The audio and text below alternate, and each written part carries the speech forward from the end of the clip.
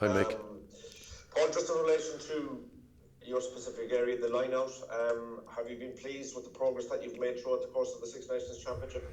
Um, yes, I think some parts of it have been good, some parts of it have been poor. Um, we've managed to give away a few penalties through some sloppy defence on our behalf, which has, I suppose, given the opposition access into the game. And, that's one of the big things you don't want to do. You want to put pressure on opposition ball, certainly, but, you don't want to be giving away penalties, which we have once or twice.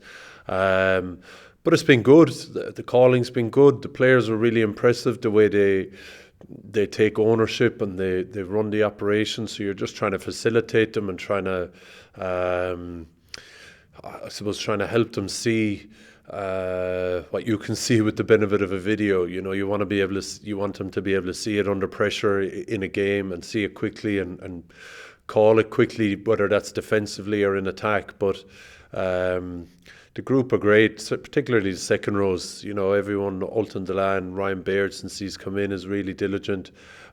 James and Hendy have been doing it a long time and they're very good to be prepared. And Ty Byrne assisting them as well. So it's been enjoyable working with them. They've a massive appetite for work. The second rows in the group, they tend to do an awful lot of video. They tend to prepare a lot. They tend to think about the other guys who line out isn't the be all and end all of their week. They try and simplify things for them. So it's been great working with them. Do you have to be smarter? Is that something that you've tried to do in terms of training when you're coaching them with, you do a bit of work and then you go look at the video and then go back to work again? Yeah, I suppose you're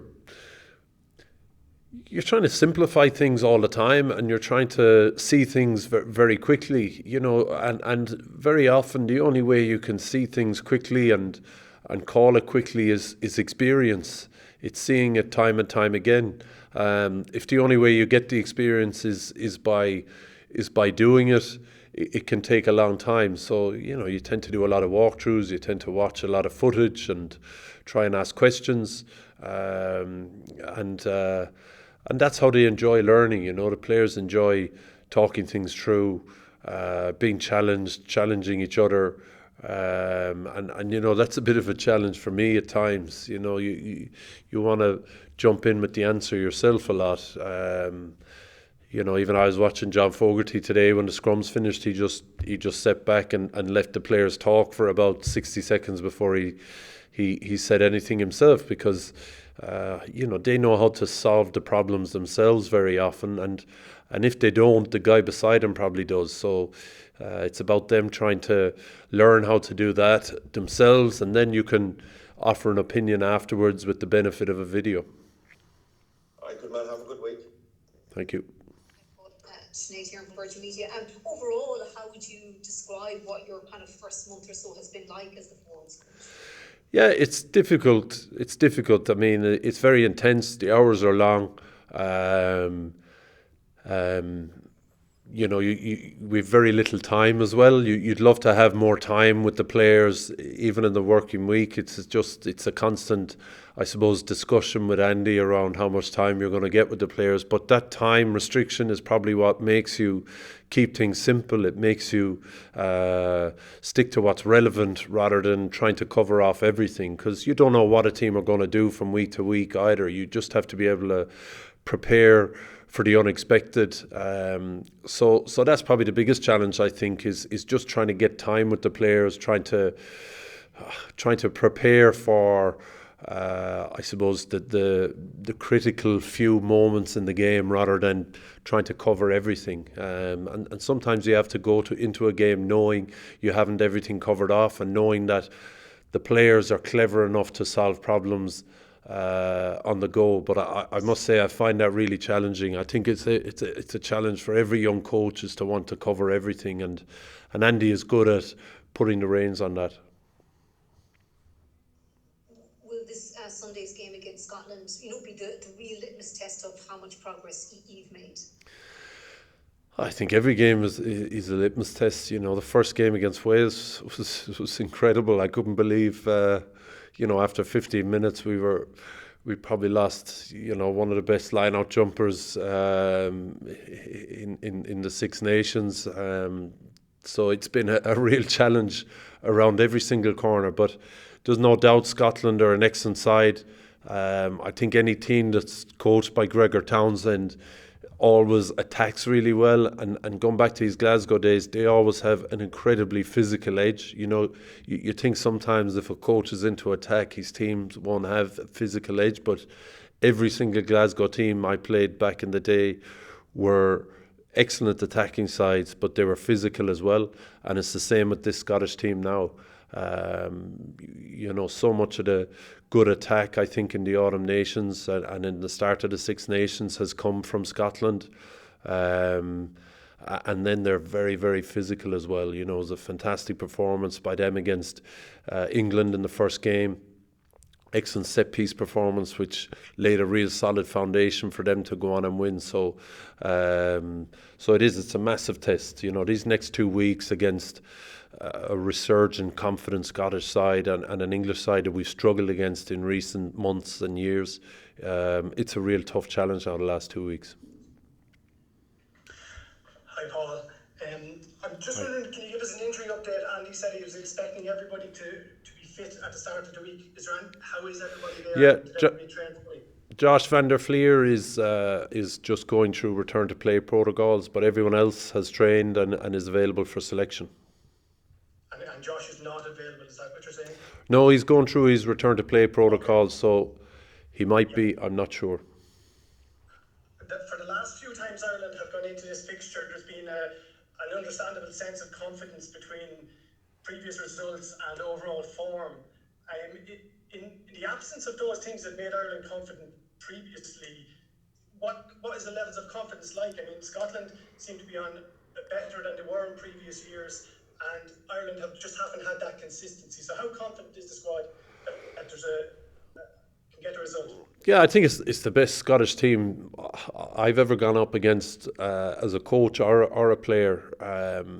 They're very well coached. They're very physical, and they've got some real X factor players as well. There's Finn Russell to name one, and Stuart Hogg just to name another.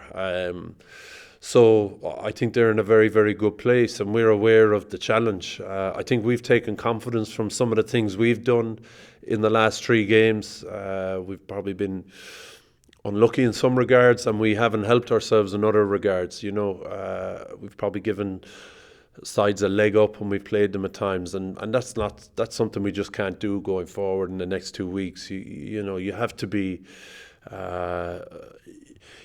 hard to beat. You can't give things away to teams, and unfortunately we've done that a little bit. And in the next 2 weeks, that's probably one of the most important parts of what we have to deliver. We have to be hard to beat. We can't give things away. We can't give teams a leg up, because this Scottish team will take advantage of that. Paul, Justin Tracy, RT. Paul, you just touching on it there. When you say avoiding giving teams a leg up, what do you mean? How do you avoid doing that? Oh, look, we played with 14 men against Wales. I think at various times we turned over the ball. Same against France. We had an excellent start to the game. We were unlucky not to go 10-0 up, but then gave them some access into the game through some poor play by us. They won good line-out ball off the top at the back of the line-out, and were able to put us under pressure in the middle of the field. So, being able to be miserly with turnovers, being able to be miserly with penalties, and not giving anything away is a really important part of winning these big international games. So I think if we can combine that with some of the better play we've had in the last 3 games, we'll be in a good place. And Paul, in the 5 years or Last so... one in this, Justin, last one in this section, thanks. Sure. In the 5 years or so that you've been away from the Ireland setup, Paul, what's the big change? How are international test teams now prepared differently than 2015? Yeah, well, the biggest change here, which happened naturally, was the move to the HPC here in Abbottstown, and it just gives you different opportunities to prepare in different ways. We've a gym that goes on to an indoor pitch. We've I suppose TVs pitch side, so we can do a lot of work where we can walk through a lot of things. We can come out of the gym, we can go to an indoor surface, and we can rep through or walk through some things. And it saves a lot of the work that's done on the field. It gives you a lot more opportunities for clarity. I'd say the biggest change in the 5 years since I've retired is the amount of player involvement and player, I suppose, coaching that goes on. Players are incredibly diligent around the work they do. They take real responsibility in delivering the game plan to the wider playing group, you know, based on what your role is within the team. So I'd say they're the two big things. The HBC has seen a massive change in how we're able to go about our business, and the players are very diligent then in almost coaching the side themselves as well. So those are the two big changes. Okay, thanks guys. We'll switch over now to the embargoed written word section.